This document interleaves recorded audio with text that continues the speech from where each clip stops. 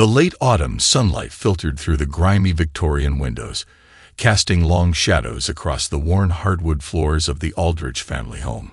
Joel Fitzpatrick stood in the center of the living room, his keen developer's eye cataloging every crack and every sign of decay in the once magnificent house.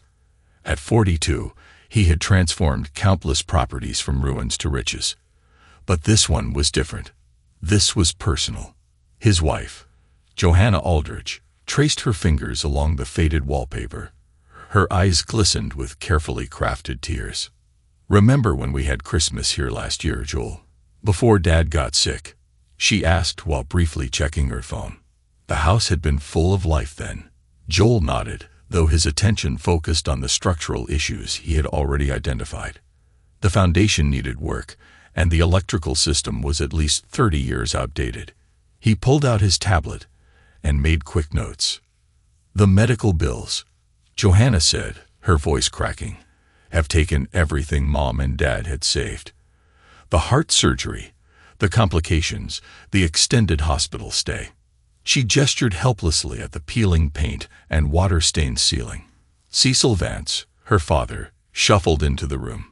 At 72, he leaned heavily on his cane and looked far older than his years. "Joel, my son, I hate to even ask, but perhaps you can help," he said in a quiet, authoritative tone. He had built Fitzpatrick Development into one of the city's most respected firms. "This house has too much history to let it fall apart," he added. Florence Kinney, Johanna's mother, appeared with a tray of coffee cups, her hands trembling slightly. "We couldn't possibly accept your family situation," Joel stated firmly, already pulling up his contractor contacts. "Besides, property values here are rising. Restoration is good business." He noted how Florence's eyes darted to Johanna, and the slight nod they exchanged. Randolph Ramsey, his project manager of 15 years, arrived within the hour. The burly man walked with Joel, his expression growing increasingly concerned. "Boss, the preliminary estimate is at least $200,000. And that is conservative." Joel made notes on his tablet. "I want your A-team on this, Randy. Use period-appropriate materials wherever possible. I need a full structural assessment by Wednesday." Randolph lowered his voice. "It's not just the money. The timelines are tight too. We're looking at 4 to 6 months at minimum." Joel glanced through the window, watching Johanna in the overgrown garden with her phone pressed to her ear. She smiled in a way he had not seen for months. "Whatever it takes, Randy, I want this done right," he said. Later that evening, while reviewing initial plans in his home office, his sister Maddie called. "Big project, big heart, or both?" she teased. "It's the right thing to do," Joel replied as he scanned material costs. "Cecil and Florence shouldn't lose their home because of medical debt. Besides, you know how much the house means to Johanna." Maddie added in an odd tone, "She's been spending a lot of time at the club lately. Usually in the private dining room." Joel dismissed. "She's probably just stressed about her parents. Listen, Maddie, I need to finish these estimates. Dinner on Sunday." After hanging up, Joel stood at his window and looked out over the city he had helped shape. He had built his company from nothing. He turned struggling properties into gold mines with vision and ruthless efficiency. This renovation would be no different. He just had to stay focused. In their bedroom, he found Johanna already asleep, her phone clutched tightly in her hand. He gently removed it and placed it on the charging pad, not noticing how quickly she had locked the screen when he entered. The renovation began with surgical precision. Joel coordinated teams of specialists, each chosen for their expertise in historical restoration. The first month saw the house stripped to its bones, revealing both decay and hidden potential. One morning, Joel pointed to a section of uncovered original hardwood floors and said, "We can restore these. The craftsmanship is incredible." Cecil nodded, though his eyes wandered to the mounting pile of invoices on the kitchen counter. "Joel, the costs are my concern," Cecil said. Joel replied firmly, "I'm handling this personally. Consider it an investment in our family's future. He did not mention the careful financing structure or the meetings with his attorney. Randolph approached as Cecil left. Boss, we found more issues in the East Wing. Extensive termite damage. We'll need to replace most support beams. Do it, Joel said immediately. Source the lumber from Miller's. They still have reclaimed oak. That's premium material. Randolph warned, we're already at $250,000 and climbing. Joel's tone left no room for argument. This house will be perfect when we're done. The work proceeded rapidly. Joel spent hours on site, overseeing every detail. He noticed, but did not comment on, that Johanna's visits grew more frequent, especially when he was scheduled to be elsewhere. One evening, while returning unexpectedly, he heard voices from the garden. Johanna's bright, genuine laugh was followed by a deeper male voice he did not recognize. By the time he rounded the house, she was alone, typing rapidly on her phone while consulting with her mother about fixtures. The next day, Joel's phone buzzed with a text from Maddie. Lunch tomorrow. Need to talk. They met at their usual quiet bistro downtown. Maddie waited until their drinks arrived before speaking. You need to know something. I saw Johanna at the club yesterday. Joel raised an eyebrow, while still reviewing contracts on his tablet. She was with someone. A man. Good-looking, maybe mid-30s. They looked close. She called him David. Did you get his last name? Maddie asked. Joel's voice remained neutral though his fingers froze on the screen. No, but he's in real estate, one of those flashy types specializing in luxury properties. Maddie watched him carefully. Thank you for telling me. He returned to his contracts with an unchanged expression. That evening, he made several quiet phone calls. Within hours, he had a name. David Lancaster, a rising star at elite properties known for his charm and ability to cultivate wealthy clients. Joel added official security cameras to protect valuable materials arriving daily. The footage was accessible from his phone, though he rarely checked it. Randolph became an invaluable source. Mrs. Fitzpatrick was here last night with a gentleman reviewing design changes you approved, he reported one morning.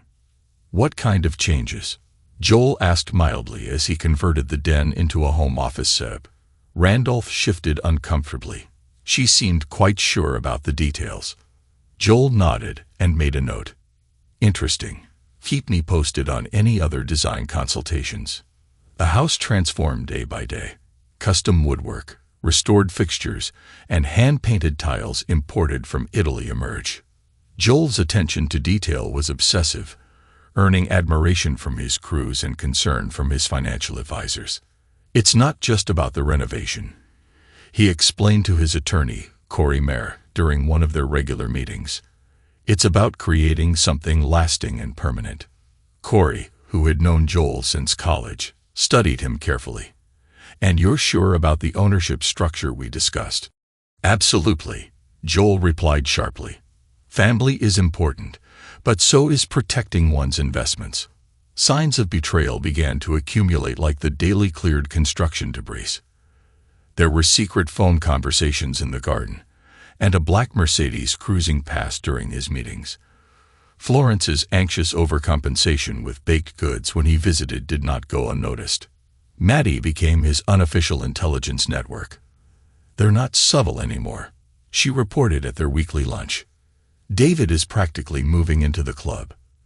They even had dinner in the main dining room last night, where everyone could see them. At dinner, Joel speared a piece of salmon and asked, "Tell me about him." Maddie replied, "He's a smooth operator, designer suits, luxury car, all flash and little substance. He's been through 3 divorces, each time taking property or settlements. Real estate agent specializing in specific opportunities. Interesting timing," Joel mused, glancing at the shining house exterior. The house gleamed with fresh paint, and the gardens were restored to their former glory. Inside, every room became a showcase of craftsmanship. Joel had spared no expense. "Hope you know what you're doing," Randolph commented one afternoon as another truck of custom materials arrived. "This is way beyond the original budget." Joel stood in what would become the master suite and surveyed the work. "Tell me about their evening visits, Randy. The ones I'm not supposed to know about," he demanded. Randolph hesitated. "Usually after 7, when the crews are gone. They spend a lot of time in the master suite, planning furniture placement and measuring for his and her custom closets." That evening, Joel worked late in his office reviewing hidden camera footage. He watched Johanna and David walk through the house. Their body language was intimate and presumptuous. In one clip from the master suite, David gestured grandly. "This will be perfect. Once we move in, we can really make it our own." Joel observed that Johanna's laugh in the footage was cold. She was so focused on the renovation, she did not see what was right in front of her. Later, Joel reviewed a draft email from David to his realtor friends. David boasted about moving into a fully renovated Victorian mansion. The housewarming party had been Joel's idea. "We should celebrate properly, invite everyone. Make it an event." The email read. The house was stunning. Restored hardwood gleamed under crystal chandeliers, and period wallpaper with custom millwork transformed every room. Outside, the garden, once overgrown, now rivaled any in the historic district. Guests admired the transformation. Cecil and Florence played proud hosts, accepting compliments for their son-in-law's vision and generosity. They did not notice Johanna's constant glances at her phone. David arrived fashionably late in an expensive suit. He moved through the crowd with practiced charm, playing the role of an interested guest rather than a future resident. Only Joel noticed how David's eyes assessed each room, as if counting future possessions. "Magnificent work," David commented as he cornered Joel by the restored fireplace. "You have quite an eye for investment opportunities," David said. "How's the luxury market these days? Still specializing in divorce settlements?" Joel replied pleasantly. David's smile flickered slightly. "I'm not sure what you mean," he murmured. Joel sipped his whiskey. "Fascinating field. Property disputes, asset transfers, strategic relationships, must be profitable." Before David could respond, Johanna appeared with a champagne glass in hand. "Joel, we need to talk." They moved privately to the library where Joel had spent weeks restoring original oak paneling. Johanna closed the doors deliberately. "This isn't working anymore," she began steadily. "David and I are in love. We're moving in next week. I think it's best if you move out immediately."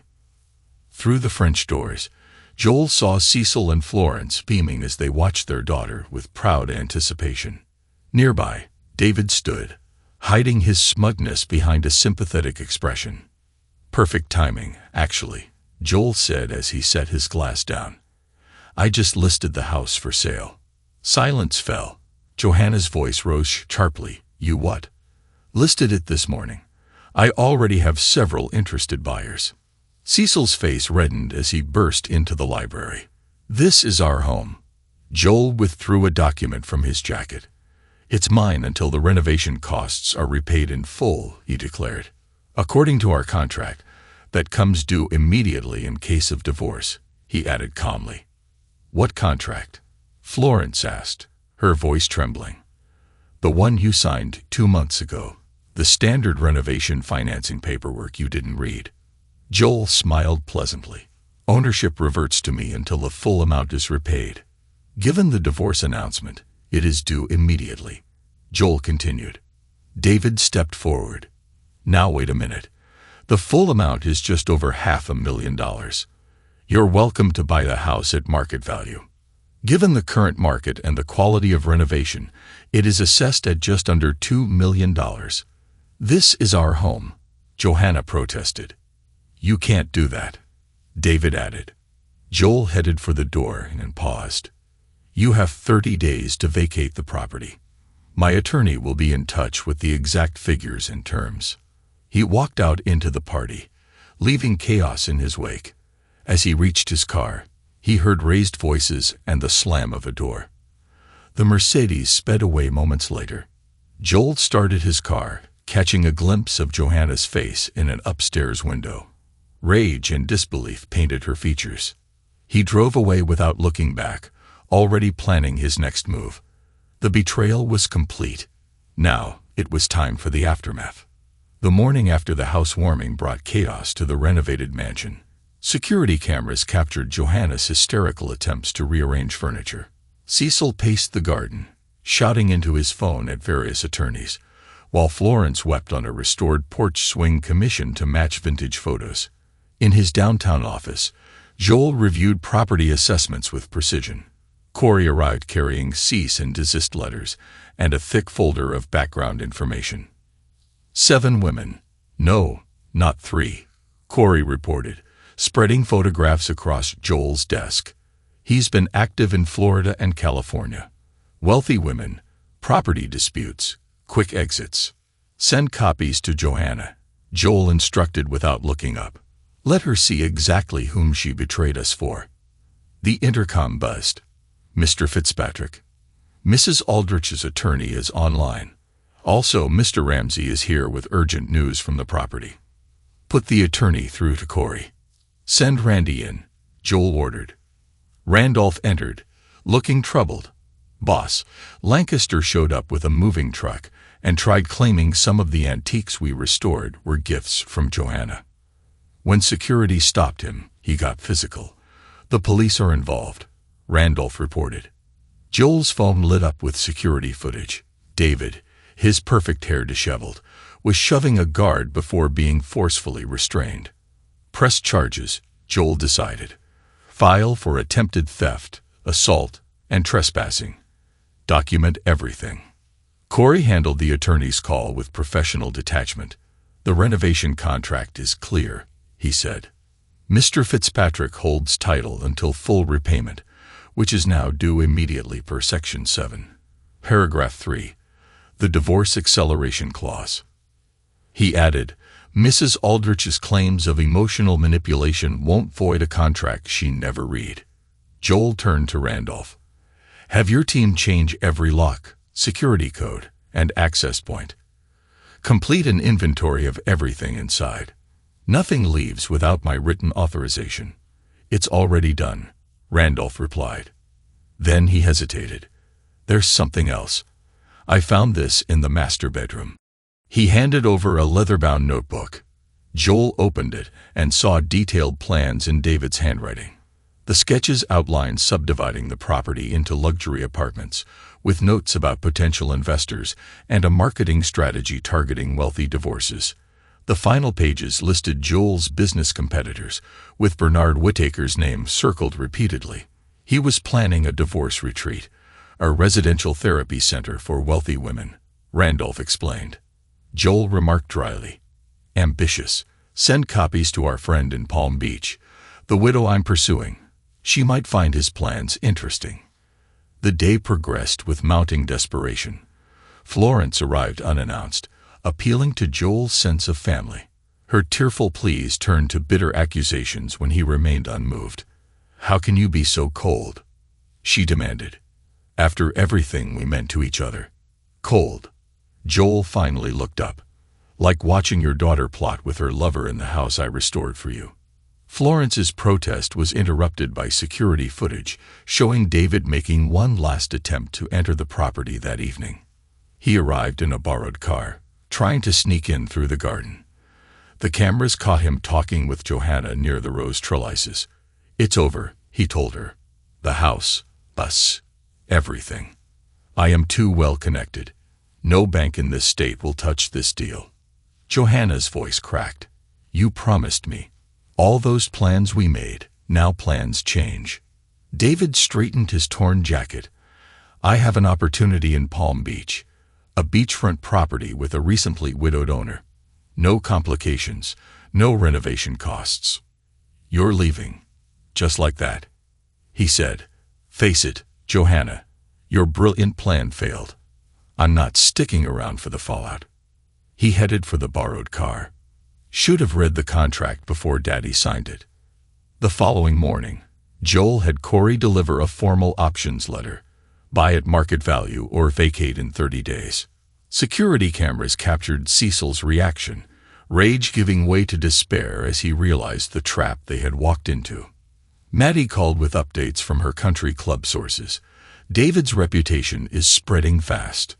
3 different women have come forward with similar stories. It seems he's been running this scheme for years, seducing unhappy wives, manipulating property situations, and then vanishing with their assets. Make sure those stories reach Palm Beach, Joel instructed. My next target should know what she's dealing with. By week's end, David had vanished, leaving Johanna to face the consequences alone. Her carefully planned betrayal had backfired spectacularly, leaving her with no house, no lover, and rapidly dwindling options. The closing meeting was scheduled exactly 30 days after the housewarming party in the expansive conference room of Joel's downtown office. Bernard Whittaker arrived early, his usual competitiveness tempered by genuine admiration for Joel's strategic play. Converting the property into luxury condominiums is brilliant, Bernard admitted as he spread out architectural renderings. 6 units, each with over 3,000 square feet, he explained. We will preserve the historic facade while completely modernizing the interior.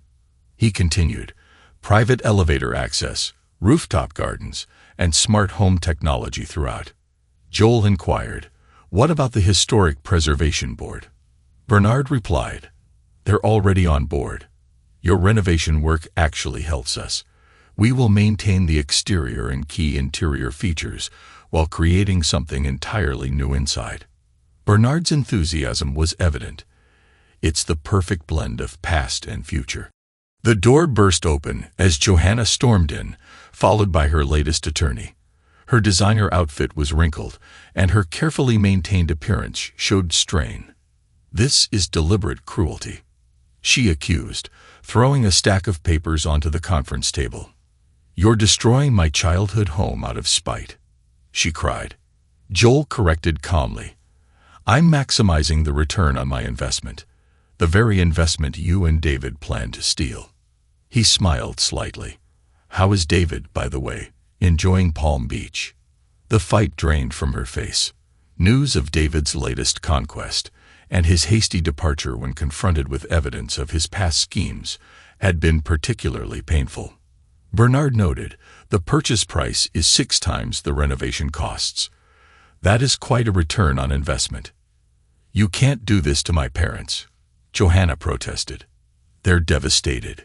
Joel signed the closing documents with deliberate precision. They supported your betrayal, helped plan it, and watched you plot with your lover in your own home. I'm their daughter, and I was your husband, she shouted, but it did not change anything. Bernard cleared his throat. Development rights transfer immediately. We can begin work next week. The contractors are already lined up. Joel's phone buzzed with a text from Randolph. Lancaster spotted in Palm Beach. The widow's family hired investigators. This pattern is getting out. Joel informed Johanna. Your parents have moved to the Palm Lake retirement community. Their belongings are in storage, paid through the end of the month. That should give them time to decide what fits in their new apartment, he added. Her attorney made one last attempt. The divorce settlement won't include any part of the sale proceeds. Corey interjected smoothly. The judge was clear this morning. Overwhelming evidence of premeditated betrayal negates any claim to the property's value. Security arrived to escort Johanna out. As she reached the door, she turned back. You'll regret this. Someday, somehow, you'll regret destroying everything we had. The only thing destroyed was your plan to betray me, Joel replied calmly. Everything else is just good business. 1 year later, Joel stood outside the Whittaker Fitzpatrick residences, admiring how the setting sun caught the restored Victorian details of the facade. Behind the historic exterior, 6 luxury condominiums had transformed the space into one of the city's most exclusive addresses. The partnership with Bernard had proved unexpectedly fruitful. Their combined expertise, Joel's eye for restoration and Bernard's talent for modern luxury, had created something unique. All 6 units sold before completion, each commanding premium prices that set new neighborhood records. His phone buzzed with a message from Maddie. "Karma's still working overtime. David's Mercedes just got repossessed outside his new office. He's now selling starter homes in the suburbs." Joel smiled, remembering the satisfying cascade of consequences following David's exposure. The widow's family had pressed charges, and other victims came forward. David's carefully constructed image as a successful luxury real estate agent crumbled. He was left handling modest properties in a suburban strip mall. In his new penthouse office, overlooking the city's most exclusive district, Joel reviewed quarterly reports with Robbie Robertson. They had met during the final phase of the Victorian renovation. Her straightforward approach to construction management was a refreshing change from Johanna's manipulations. The success of the Whittaker-Fitzpatrick project has opened up 3 new opportunities, Robbie noted as she spread out site surveys. "All these historic properties are prime for luxury conversion," she added. "Your reputation for preserving architectural integrity while maximizing modern potential has created quite a niche," Robbie continued. "Speaking of reputations, have you heard about our old friends?" she asked. Robbie smiled sharply. "Johanna's living in that walk-up on Mason Street, the one with the foundation issues we looked at last year. She works as a junior agent at a budget real estate firm. No luxury agency will risk associating with her after the scandal." "And her parents?" Joel asked. "They're settled into Palm Lake. Florence volunteers at the community center, and Cecil plays golf. They've stopped defending Johanna to anyone who will listen." Robbie shrugged. "Reality has a way of clarifying things." Joel's phone buzzed with another message. Bernard was proposing their next joint venture. The market was strong, their partnership thrived, and opportunities continued to appear. "Ready to build something new?" Robbie asked while studying property listings. Joel smiled as he already calculated potential returns. The past year taught valuable lessons about trust, family, and the importance of reading contracts carefully. Perhaps the most important lesson was that success isn't about getting even. It's about getting ahead. Their next project awaited, another historic property ready for transformation. Joel had learned that the best revenge isn't served cold. It is served profitably with impeccable documentation and careful attention to detail. The betrayal that was meant to be his downfall had instead launched his greatest success. As they finished reviewing new proposals, Joel caught a glimpse of David through his office window. David was showing a modest bungalow to an elderly couple. His designer suits were gone, replaced by off-the-rack business casual. He didn't even look up as Joel's car passed by. The betrayal had transformed into triumph, not through emotional vengeance, but through strategic acumen. Joel held the deed to his own destiny now, and the future looked promising indeed. Epilogue. 5 years later, the Whittaker-Fitzpatrick residences had transformed the historic district. The luxury condominium complex became a template for similar projects across the city. Joel Fitzpatrick now occupied the entire top floor of the city's most prestigious business tower. His view encompassed several successful projects, including the Victorian mansion he turned from betrayal into triumph. Restored facades still drew admiring glances, and the 6 luxury units appreciated significantly in value. Latest market report, Robbie announced as she entered with a tablet. "Now my wife of 2 years has proven invaluable in expanding our business empire," Joel noted with a smile. "Her contractor's precision perfectly complements my developer's vision," he added. "The Whittaker-Fitzpatrick model is now studied in business schools," Robbie said. "They call it adaptive historical development." Joel smiled, remembering how different things looked 5 years ago. "Any news about our old friends?" Robbie asked. Maddie sent interesting updates this morning. "Johanna's downfall has become a cautionary tale in our social circles. After failing to claim any part of the property's value in divorce court, she tried reinventing herself as a luxury real estate agent. But her reputation followed her. No high-end firm will risk association with her notorious scheme. Now, at 47, she works as a junior agent at budget homes, showing modest properties to first-time buyers.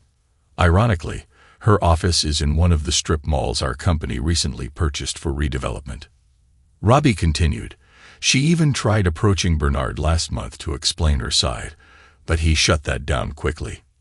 David Lancaster's fate proved equally satisfying, Robbie added.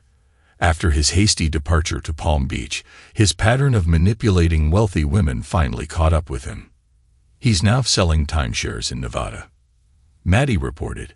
He lost his real estate license in 3 states. It turns out there were 12 women before Johanna, not just 7.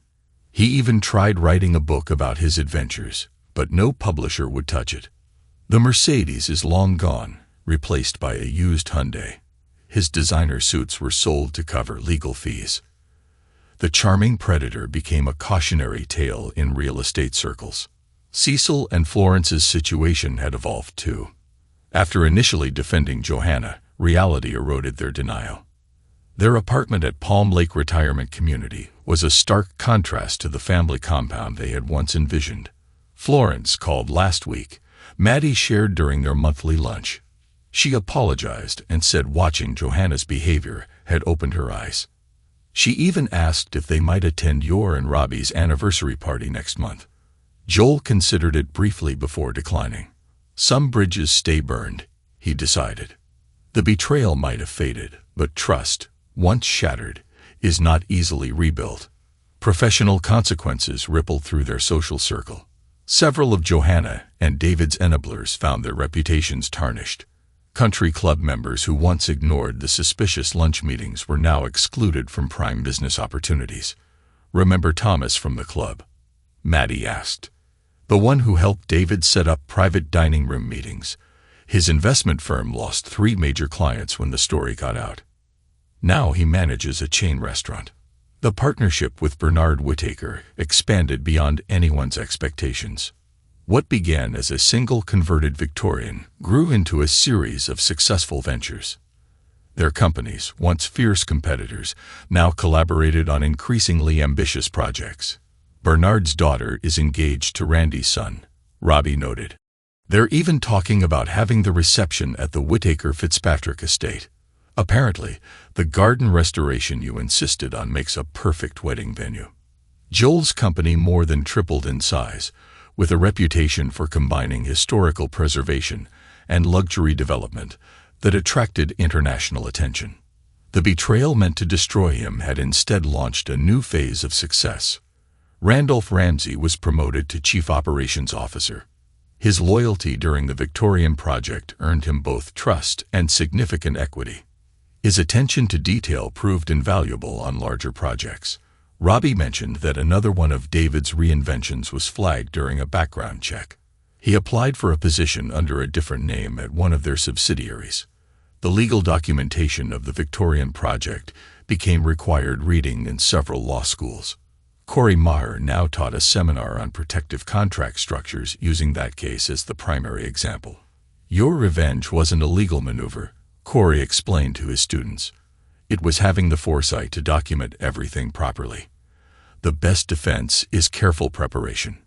Joel's new office held one reminder of the past, the original architectural plans for the Victorian renovation, framed behind glass. Not as a monument to betrayal, but as a testament to transformation.